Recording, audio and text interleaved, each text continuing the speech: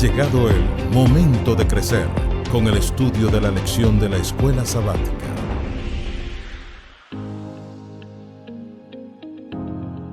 Y hoy, en Momento de Crecer, estudiaremos la lección número 1. Pablo y los Efesios. Y nos dio a conocer el misterio de su voluntad, según su beneplácito, que se había propuesto en Cristo, para que, llegado el tiempo, reuniera en él, bajo una sola cabeza, todo lo que está en el cielo y lo que está en la tierra. Efesios capítulo 1, versículos 9 y 10. Muy buenos días, querida familia. Feliz sábado, querida familia peregrina. Gracias por estar conectados a nuestra transmisión, a nuestro culto de adoración, como cada sábado. Gracias por ser parte de esta gran familia peregrina, desde cualquier parte del mundo que nos estés viendo. Muchísimas gracias por preferir adorar a Dios con nosotros. Estamos aquí nuevamente en Momento de Crecer, el momento donde estudiamos la palabra de Dios. Y bueno, estamos con ya este elenco maravilloso que es parte de la gran familia. Pastor Jorge Luis, ya usted es parte de la casa. Muchas Ya gracias. no hace falta presentarlo mucho porque ya ustedes le conocen. Mi Lady Mato, la pastora de esta iglesia, primera dama. Feliz sábado a todos, feliz sábado. Feliz sábado. Muchísimas gracias. Y mi nombre es Daily Marciana, para los que no nos conocen. Juntos vamos a estudiar la lección de este primera lección de este nuevo estudio tercer trimestre. De hecho, se titula Él es nuestra paz, el mensaje de la carta a los Efesios. Así que durante estos 3 meses vamos a estudiar juntos lo que quiso decir Pablo, cómo fue el tiempo de Éfeso, los Efesios. Así que ¿Y cómo se aplica a nosotros hoy día? Exactamente. Pastor, Mili, bienvenidos. Gracias. Nuevamente. Gracias. Y bueno, preparados ustedes allá en casita, quiero decirte que si aún no has adquirido tu folleto de la escuela sabática, puedas ponerte en contacto con la directiva de la escuela sabática de tu iglesia local. Lo más seguro es que ellos hayan hecho un pedido a Apia o cualquier otra casa editorial. Y si por alguna razón tú eres parte de esta gran familia virtual y por lo tanto estudias la Biblia con nosotros, es decir, perteneces a otra denominación cristiana o tal vez simplemente te gusta estudiar la Biblia con nosotros, puedes descargar este folleto de manera digital como un recurso que la iglesia Los Peregrinos en su página web, que tú puedes ver allí en pantalla, www.losperegrinos.org/escuela sabática, puedas descargar este hermoso recurso y juntos podemos estudiar de estas maravillosas lecciones. Así es. Así que comenzamos. Comenzamos. Les invito a inclinar sus rostros para orar. Oremos.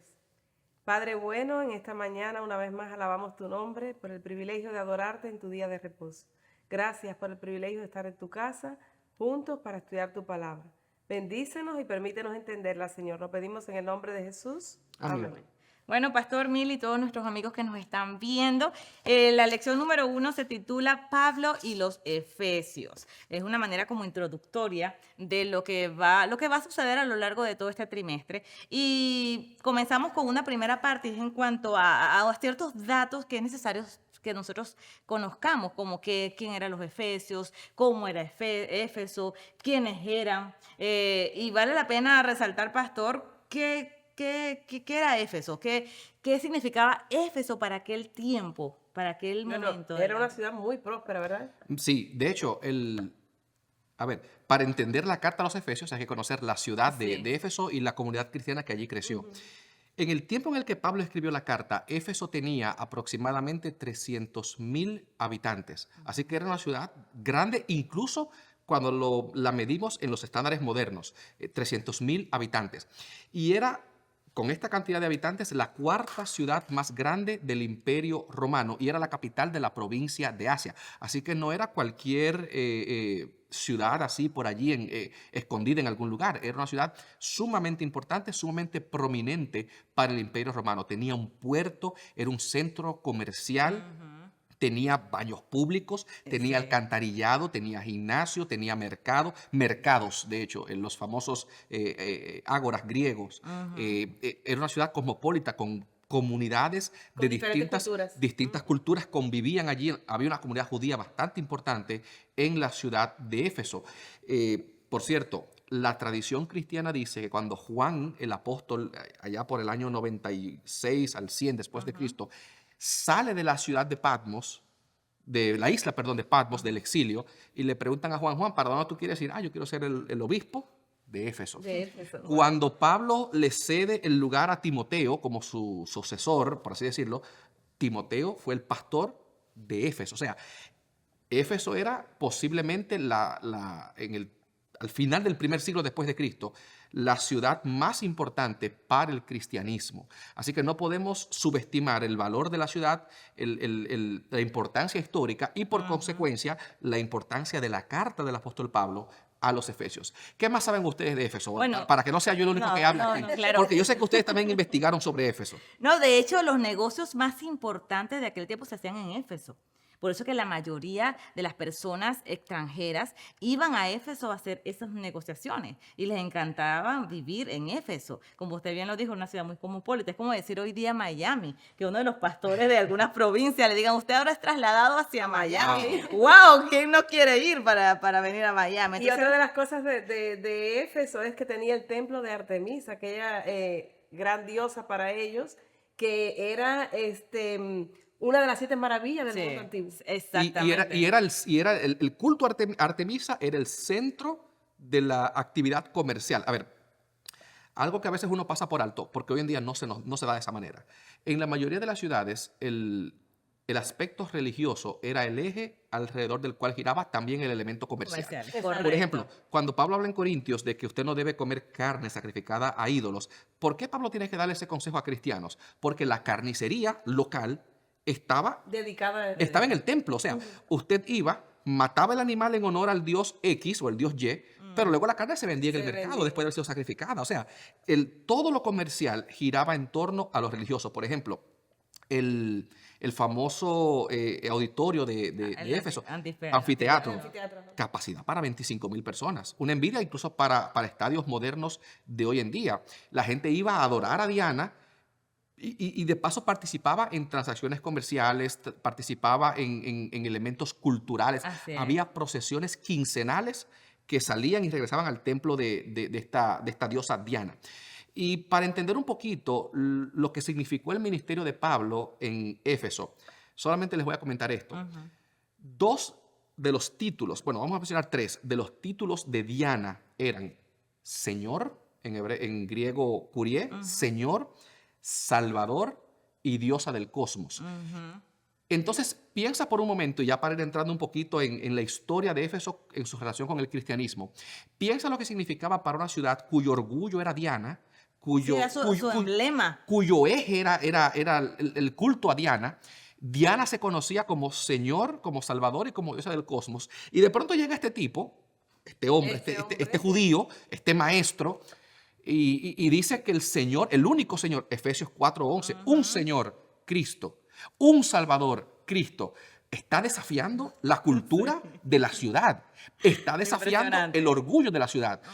Y otro de los templos importantes en Éfeso era el templo al dios Asclepio. Ustedes han visto, ¿cuál es el símbolo moderno de la medicina? Amigo que me está, antes que usted conteste, ponlo ahí en el chat, si lo sabes antes de que lo digan mis 2 queridas damas. ¿Cuál es el símbolo moderno de la medicina? La serpiente enrollada en la mano. Ese era el símbolo griego del dios Asclepio. Asclepio era el dios de la sanidad. Y en Éfeso había un templo a Asclepio.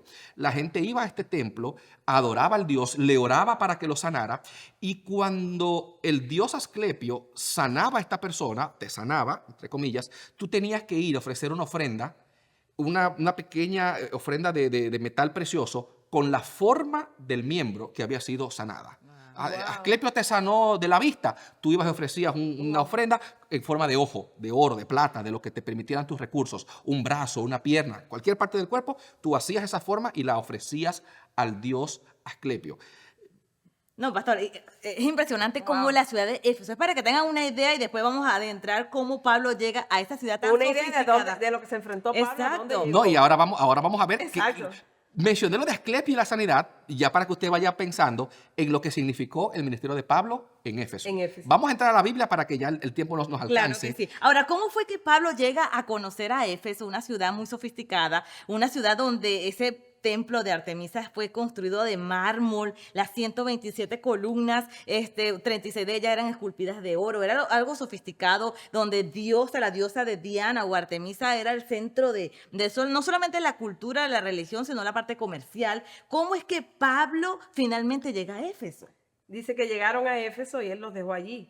Y entró en la sinagoga y discutía con los judíos, pero a pesar de que ellos le pedían que se quedase por más tiempo, no accedió, sino que se despidió y dijo, otra vez volveré a vosotros, si Dios quiere, y zarpó de Éfeso. Eso estamos hablando de la cita Hechos 18. 18, o sea, sí, porque para poder estudiar bien hay que complementarlo con el libro de Hechos. Exacto. El libro de Hechos es la introducción ¿qué hizo Pablo en Éfeso? Correcto. Entonces quiere decir que en ese registro que nos acaba de leer Mili, fue como que la parte final del segundo viaje que hizo misionero Pablo, ahí es donde se consigue con Éfeso. Pasó por allí, exactamente. Exactamente, pero según el texto que nos está leyendo Mili, él dice, me voy a ir, pero yo regreso. Realmente él tiene el ministerio en el tercer viaje cuando él regresa.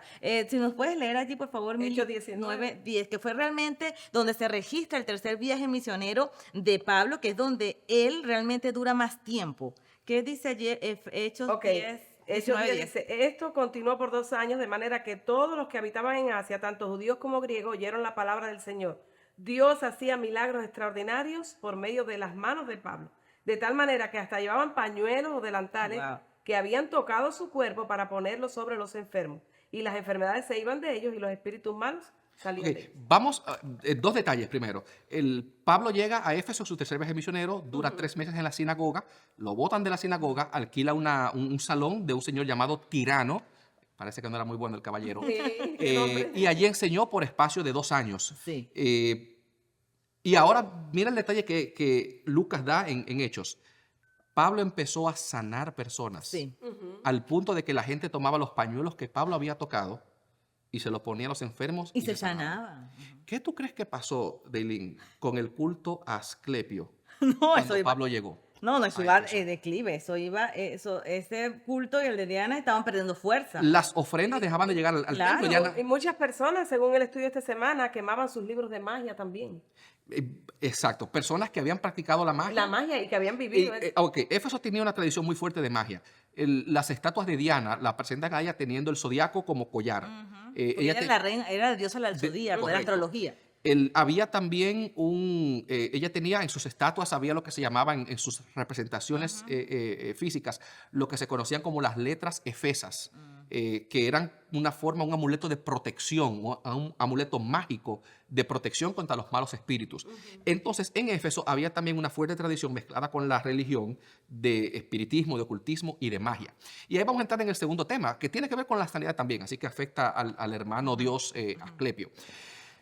Había personas que se dedicaban a exorcizar, a sacar demonios. Sí. Había judíos que cobraban, parece, bastante. ¿Y qué hacían estos judíos? Ellos te cobraban una cantidad, tú tenías un problema con un espíritu inmundo, y ellos iban y recitaban todos los nombres que se sabían. En el nombre de Zeus te mando a que salgas, en el nombre de ¿cómo se llamaba? Mercurio te digo que te expulso, en el nombre de Poseidón, en el nombre de Hermes, y empiezan a mencionar todos los dioses. Cuando los judíos se dan cuenta, estos judíos que hacían este trabajo de exorcismo, se dan cuenta que Pablo saca demonios en el nombre de Jesús, dicen, pues no hay problema, vamos a incluir a Jesús en esa lista de dioses que utilizamos para sacar demonios. ¿Alguien puede contarme qué pasó con unos muchachos que trataban de sacar demonios en Los 7 Éfeso? exorcistas. Cuéntame, los hijos de Seba, Pastor, aquí lo ¿qué dice. pasó? Cuéntamelo. Dice que trataron de sacar demonios y el mismo demonio le dijo, conocemos a Jesús y a Pablo, pero ustedes no sabemos No sabemos quiénes son. Oye, impresionante. Y dice Hechos, puedes leerlo en tu Biblia, Hechos capítulo 19, que, ¿quieres leerlo? No, bueno, solamente la partecita donde dice el versículo, Hechos 19, versículo 15, pero respondiendo el espíritu malo, dijo, a Jesús conozco y sé quién es. Pablo, pero vosotros quiénes son. Y Refiriéndose a dice, ellos. pudiendo más que ellos, eran 7, Eran 7. los castigó, los azotó y salieron desnudos. Piensa por un momento en esto. Cuando Dios llega a un lugar, hasta el demonio predica. O sea, esta experiencia con un espíritu inmundo sirvió de testimonio de que el Dios que Pablo servía tenía el poder para sacar a los demonios. O sea, la gente se dio cuenta y que no era cualquiera que podía hacerlo. No podía cualquier persona tomar el nombre de Jesús, invocarlo y tener el mismo efecto que sucedía con Pablo. Entonces, esto nos da una idea de qué trastorno simbolizó el ministerio de Pablo y la predicación del evangelio en la ciudad de Éfeso. Cambió por completo la cultura de esta ciudad. A Esta punto que las cultura personas comprendieron el poder de Dios por encima del poder de Satanás. es correcto. Pero donde quiera que el evangelio llega y cambia la cultura, cambia la ciudad, hay personas que son perjudicadas. Todo el que se dedicaba a la magia, todo el que vivía de esto, perdió su negocio. Perdió su negocio. Todo el que se dedicaba a servir a Asclepio y a cobrar por la sanidad, ya no cobraba, porque ahora Pablo te sanaba de gratis. Por cierto, Dios nunca cobra por sus milagros. Exactamente. Todas las personas que se dedicaban al negocio de Artemisa, y vamos ahora al tercer tema de Efesios 19. Uno de estos fue Demetrio. ¿Qué pasó con Demetrio? Demetrio vio amenazada porque él vendía... ¿Quién era Demetrio? Demetrio era un platero que vendía estatuillas. Y entonces, al venir Pablo ahora con este mensaje, de lo cual todo el pastor ha hablado en este momento, pierde su No, negocio. es como llevarlo a un plano actual. No vale la pena decir los nombres, pero sabemos que hay países, que hay regiones donde veneran cierta, digamos, una diosa o una figura donde no solamente el templo es muy importante, sino también hacen estatuillas y hacen cosas. No hace falta decir nombres, ya todos sabemos muchísimas regiones actuales donde se está practicando este tipo Y de en cosas. este este caso tipo de Demetrio vio negocio. amenazada su economía. Su economía. Pero no solamente su economía. Miren las palabras de Demetrio en Hechos capítulo 19, versículo 25. 25, ajá. Dice, sabéis que de este oficio obtenemos nuestra riqueza. Sí. Primero, lo material. Cierto. Pero veis y oís que este Pablo, no solamente en Éfeso, sino en casi toda Asia, ha apartado a mucha gente con persuasión, diciendo que no son dioses los que se hacen con las manos. Y no solamente hay en peligro que este nuestro negocio venga a desacreditarse, sino también que el templo de la gran diosa Diana sea estimado en nada y comience a ser destruida la majestad de aquella a quien venera toda Asia y el mundo entero. Wow. Demetrio dice, el problema número uno, mi economía, mi comida, yo vivo de esto.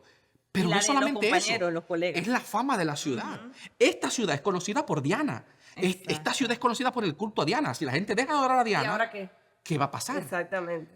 Y me gustaría hacer un paréntesis, porque esto pudiera dejarse para el llamado, pero podemos hacer un llamado ahora. Sí, Exacto. sí. Si el evangelio se predicara en tu ciudad, Ah, como se predicó en Éfeso, piensa por un momento en esto. ¿Qué negocio cerraría? ¿Qué lugar se quedaría sin vacío? ¿Qué lugar que hoy es muy concurrido se quedaría vacío? ¿Qué persona perdería su negocio? Así es. ¿Qué persona perdería su empleo? ¿Quién armaría un alboroto para sacar a los que predican el evangelio? Pero así como Pablo sanaba y predicaba, también qué necesidad espiritual sería llenada en tu ciudad. así es. Pastor, y me llama muchísimo la atención, hermosa aplicación y de verdad para pensar y reflexionar. El versículo 26 es clave de ese que leíste, pastor, porque dice, pero ves y oís que este Pablo, no solamente en Éfeso, sino en casi toda Asia, es decir, el ministerio de Pablo era conocido no solamente en Éfeso, sino en toda Asia. Porque Éfeso era la ciudad más importante de Asia. Y en ese tiempo no había ni internet, ni redes sociales, y aún así las personas llegaban a conocer de Jesús por el ministerio que hacía Pablo. Y Un la ministerio pregunta, abarcante. abarcante. Y es lo que tenemos que preguntar nosotros hoy día. ¿Cómo está mi ministerio en lo más cercano, en los círculos más cercanos, como en mi vecindad? ¿Será que mis vecinos conocen que yo soy cristiano? Mis compañeros de trabajo, mis compañeros en la universidad. O se preguntarán con el tiempo, ay, este era cristiano y no sabíamos. ¿Cómo está nuestra vida? ¿Cómo influimos nosotros en la vida de las personas que están más cerca de nosotros en cuanto a este ministerio? Para reflexionar. Si Pablo, en una ciudad tan grande, sin internet, sin redes sociales que lo ayudaban, nosotros ahora que tenemos tantos recursos. Formas de acceder a las personas. Exacto. ¿Será que estamos llevando a cabo como Pablo lo hizo?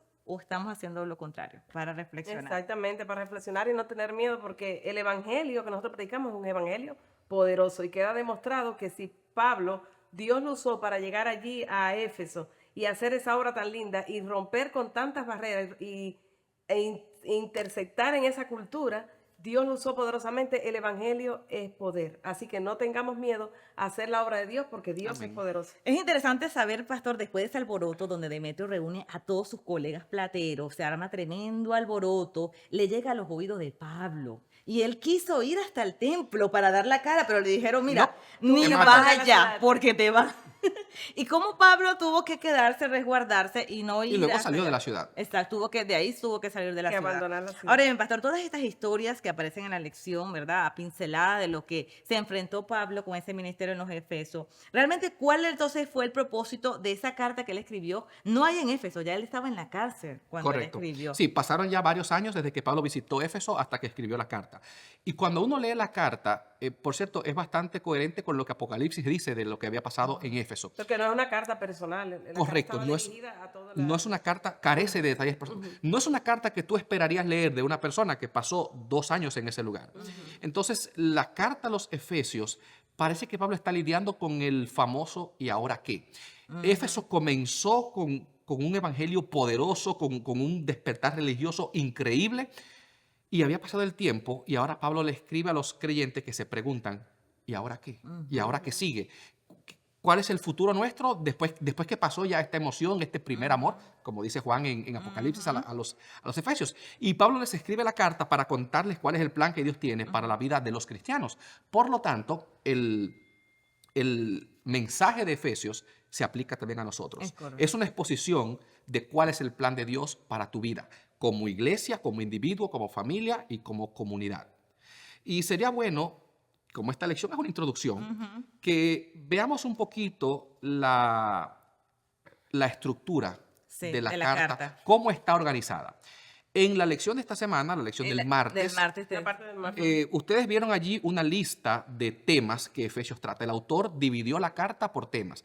Me gustaría en este estudio, en este espacio, presentar una división un poquito más simple, más Sí, patrón, sencilla. porque aquí tiene casi que 13 13 puntos. 13 puntos. Y no, en realidad esta división no es que está mal, no es que estoy en desacuerdo, simplemente enumeró los temas. Estos son los temas de la carta, qué pasa con Cristo, qué pasa con la iglesia, etc. Te quiero invitar a que veamos la carta dividida en 2 mitades. Vamos a buscar Efesios, busca en tu Biblia conmigo, Efesios capítulo 3, el último versículo, versículo número 21. Efesios 3:21, termina el versículo 21 diciendo, a él, hablando de Cristo, sea la gloria en la iglesia en Cristo Jesús, por todas las edades, por los siglos de los siglos. Amén. Amén. Ese amén está en el mismo centro de la carta. Ese amén es la bisagra Que separa como que las dos separa mitades. las 2 mitades. Ajá. Dice, Jorge Luis, ¿cómo tú te inventas eso? Que un amén. ¿Cuál es tu base? Ok, vamos a leer Efesios capítulo 1, rapidito, versículo 18. 18. ¿Qué dice Efesios capítulo 1, versículo 18? Dice, habiendo sido iluminados los ojos de vuestro entendimiento, para que conozcáis cuál es la esperanza a que os ha llamado, cuál es la riqueza de la gloria de su herencia en los santos. Ok, léeme Efesios 4.1. Efesios 1.18 dice que Pablo está orando para que Dios le diga al creyente, para que el creyente de Éfeso entienda cuál es la esperanza que nos a ha la que Él llamado. nos ha ¿qué? Llamado. Llamado. Subraya esa palabra, llamado. Efesios esperanza. 4.1. Yo pues, preso en el Señor, os ruego que andéis como es digno de la vocación con que fuisteis llamados. Fíjate cómo las 2 mitades, Efesios 1 Sí. y Efesios 4, comienzan con la misma palabra. Llamado. Yo quiero que tú entiendas cuál es tu llamado. Llamado. El llamado. ¿Cuál es el llamado al que Dios te está haciendo? O sea, la carta de Efesios, Pablo quiere que tú y yo entendamos a qué Dios nos ha llamado. El propósito. El propósito. La primera mitad de la carta, no tenemos el tiempo para verlo por completo, pero dale una mirada en tu casa y si puedes te tomará 15 minutos leer la carta completa. Completa, sí. Puedes leer y te vas a dar cuenta que los primeros 3 capítulos son doctrinales, son teológicos. Teología es una palabra que a la gente le tiene miedo. Teología simplemente es estudiar lo que Dios ha hecho. Efesios 1, 2 y 3 hablan de la salvación, de cómo Perdón. Cristo nos salva, nos perdona por gracia, por medio de la fe. Cómo en la iglesia Cristo destruye las barreras que separan a los seres humanos. Ya no hay judío, no hay gentil, dice Pablo en Gálatas. Ahora Somos uno. Pablo dice, en la iglesia Cristo unió a ambos pueblos, judíos y gentiles, derribó la pared que nos dividía. Él es nuestra paz, dice Efesios capítulo 2. Fíjate ahora, o sea, los capítulos 1, 2 y 3, la primera mitad de la carta se concentra en lo que Dios ha hecho. ¿Qué ha hecho Dios por ti? Y Pablo sabe que es importante que tú y yo sepamos qué Dios ha hecho en nuestras vidas. Correcto. Ahora vamos a ver cuál es el énfasis de la segunda mitad. Efesios capítulo 4, versículo 1. Vamos a ver unos cuantos versículos y trate adivinar en los comentarios cuál es la palabra que se repite. Oye esto, Efesios 4:1. Ajá. Yo pues, preso en el Señor, os ruego que andéis como es digno de la vocación a la que fuisteis llamados. Mismo capítulo 4, versículo 17. Esto pues digo y requiero en el Señor, que ya no andéis como los otros gentiles, que andan en la vanidad de su mente. Efesios capítulo 5 ahora, versículo 2. ¿Qué dice Efesios 5:2, Daylin? Ayúdame. Ok, 5, 2. Y Mili me va a leer el versículo 8. Dice, y andad, otra vez la palabrita, ya me adelanté. Ya tú sabes cuál es. Andad en amor como también Cristo nos amó y se entregó a sí mismo por nosotros. Efesios 5:8. Porque si bien en otro tiempo erais tiniebla, ahora sois luz en el Señor. Andad como hijos de luz. Y el versículo número 15, mirad pues con diligencia cómo andéis, no como necios, sino como sabios. Pastor, ahí está Daylin, claro. ¿cuál es la palabra que se repite? Andar, andéis, es andar. acción. La segunda mitad de Efesios, Pablo utiliza su palabra favorita, y la usa en otras cartas, para referirse a la conducta del ser humano.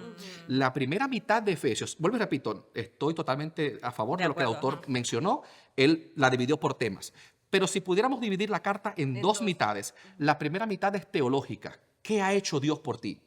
Y la segunda parte se concentra en tu andar. Y andar, en este caso, para Pablo es tu conducta, cómo tú te comportas. Cuando Es yo... la reacción al llamado que dio. Bingo. La reacción. Bingo. Yo no, o sea, la teología no es una ciencia intelectual que solamente ocurre aquí en mi cabeza. Lo que yo creo impacta lo que yo hago. Pablo dice, ahora que tú sabes lo que Cristo hizo por ti, cómo Jesús te salvó, cómo te redimió por gracia, cómo Cristo unificó a la humanidad bajo la cruz, bajo el estandarte de la cruz. ¿Y ahora qué tú vas a hacer con eso? correcto. Ahora, ¿Cómo ¿qué te tu vas manera a de actuar? cómo ¿Qué vas a hacer? cómo te vas a comportar ahora que tú sabes eso? Yo quiero repetirlo y enfatizarlo porque a veces hay personas que Sí. minimizan el estudio y creen que el que estudia está loco, que no hay que leer tanto. Pero es que lo que tú lees, lo que tú aprendes, lo que tú crees intelectualmente es lo que define es lo cómo que tú vives. define, Tú no puedes creer una cosa y vivir de una forma distinta. Por eso Pablo se enfoca en que los creyentes de Éfeso sepan lo que Dios ha hecho para que vivan conforme a la vocación a la que Dios los llamó. O sea, Pablo dice, ahora que tú sabes que tú eres salvo, vive como una persona que ha sido redimida por la sangre de Cristo. Vive como una persona que ya sabe que no hay separación racial entre judíos y gentiles. Vive como una persona que pertenece a la iglesia. Vive como una persona y Que por ha eso... sido redimida. alguna Pastor, cosa. por eso es que él en el tercer viaje él decide durar más tiempo para poder, él tenía la intención de dar un conocimiento, un fundamento más sólido del cristianismo. Y de hecho, puso la iglesia de Éfeso a la práctica porque la hizo unida al punto que por eso se extendió por toda Asia Menor, todo el ministerio que esa iglesia como tal, cuando él decide irse de Éfeso y llegan los demás misioneros, la iglesia representa, digamos, lo que hoy día quisiéramos todas las iglesias representar en aquel entonces Éfeso. Es correcto. No quiero terminar el estudio esta semana. Hay una palabra que tú, antes de empezar y cuando estamos repasando y preparando, tú me tenías ya, como 8 veces me preguntaste, y hay que hablar de esto, hay que hablar de esto. Recuérdame para que los amigos Sí, sepan. es lo que es respecto al versículo de memoria. El versículo de memoria tiene una frase que llama mucho la atención y a veces uno lo lee rápido. El Dice, ven. y nos dio a conocer el misterio de su voluntad. Y entonces, en tras cámara le decía, pastor, el misterio de su voluntad. ¿Cuál es ese misterio? Realmente, ¿cuál es el misterio de la voluntad o el deseo de Dios? Mira, yo te comentaba fuera de cámara y esto te lo digo. A veces uno hay palabras que uno lo cautivan por nuestra mentalidad. Cuando ustedes escuchan la palabra misterio, ¿qué tú piensas cuando escuchas misterio? Cuando yo escucho misterio pienso como algo incógnito, algo Oculto. escondido, oculto, algo Secreto. raro. Muchas personas cuando leen en el Nuevo Testamento, Pablo habla mucho, en Corintios también, en 1 y 2 de Corintios, en Romanos también, Pablo habla mucho del misterio de Dios. Exacto. Cuando uno escucha la frase el misterio de Dios, uno piensa en algo que está escondido, algo que nadie conoce, algo secreto. Yo te invito, cuando termine el repaso y termine el culto esta tarde en tu casa, busca en una concordancia bíblica la palabra misterio en el Nuevo Testamento. Cada vez que aparece la palabra misterio, aparece no como algo secreto, sino como algo que Dios da a conocer. O sea, Algo revelado. Algo revelado. Revelado. En nuestra mente la palabra misterio es algo secreto. Pero fíjate, léeme de nuevo el versículo. De hecho dice, y nos dio a conocer... Párate ahí. nos dio a A conocer. conocer el misterio. Entonces, no es un misterio. Entonces el misterio Ya no, no hay es misterio. algo que está Exacto. oculto, es algo que Dios muestra. De hecho, en el Nuevo Testamento, y voy a resumírtelo, no tengo el tiempo para explicártelo, nos queda menos de 2 minutos, pero en el Nuevo Testamento, el misterio de Dios, Pablo dice en la segunda carta a los Corintios, o la primera, no estoy seguro ahora bien, que era algo que había estado oculto en el pasado, en los siglos pasados, pero cuando Cristo vino, lo reveló. El misterio de Dios, lo puedes leer en la Biblia, es la salvación. Es el plan de salvación que Cristo vino a traer. Entonces, cuando Pablo dice que nos dio a conocer el misterio, el misterio es el evangelio, el plan de salvación, la buena noticia de la salvación. Dios quiere que tú conozcas el misterio. ¿Cuál es el misterio? Que Cristo vino para salvarte a ti. Y de hecho, ese tema, pastor, es el introductorio de la próxima semana. La próxima semana vamos a hablar en qué consiste ese plan, ese misterio de la salvación, y lleva por título, para que vayas estudiando para el próximo sábado, el gran plan cristocéntrico de Dios. Así que no te lo puedes perder. Amén. Bendito sea Pastor, Dios. entonces Dios revela ese plan, esa voluntad que es unir, que es reunir a todas las cosas en Cristo. Un mensaje final, pastor. Sabemos que Dios siempre va a tener un plan para nuestras vidas. Dios tiene un plan para con cada uno de nosotros. Lo importante es descubrir cada uno de nosotros cuál es ese propósito y ese plan que tiene de manera individual, y también ya sabemos el plan que Dios tiene como iglesia, como comunidad cristiana. Y vivir a la altura del llamado. Es que Él correcto. ha hecho. Creo que 1 Timoteo capítulo 1, versículo 7 o 17, dice que la voluntad de Dios consiste en que todos los hombres lleguen al conocimiento de la salvación. Amén. El plan que Dios tiene para tu vida es salvarte. Amén. La pregunta es, ¿aceptarás tú ese plan que Dios tiene para ti o lo rechazarás? La decisión es tuya. Si lo recibes, escribe en el chat: yo recibo a Cristo Jesús como mi Señor y mi Salvador. Así que muchísimas gracias por estar con nosotros en este repaso. Hemos llegado al final de Momento de Crecer. Así que te esperamos la próxima semana para estudiar juntos en qué consiste ese plan, el gran plan cristocéntrico de Cristo. Dios le bendiga, pastor. Una oración final. Oremos. Gracias, Padre, por este día. Gracias por tu amor, por tu misericordia, por lo bueno que eres con nosotros. Gracias por la salvación que has provisto para cada ser humano en la persona de Cristo. En esta hora nos entregamos a ti, nos entregamos a Jesús. Te pedimos que seas nuestro Salvador. Colocamos nuestra vida en tus manos y gracias por la oportunidad que nos has dado de estudiar tu palabra en esta hora. Ahora permite que podamos vivir como lo que somos, seres humanos redimidos y salvados por la sangre de Cristo. Oramos en el nombre de Jesús. Amén. Amén. Hemos llegado al final de Momento de Crecer, con el repaso de la lección de la Escuela Sabática. Te esperamos el próximo sábado para crecer juntos en el conocimiento de Dios.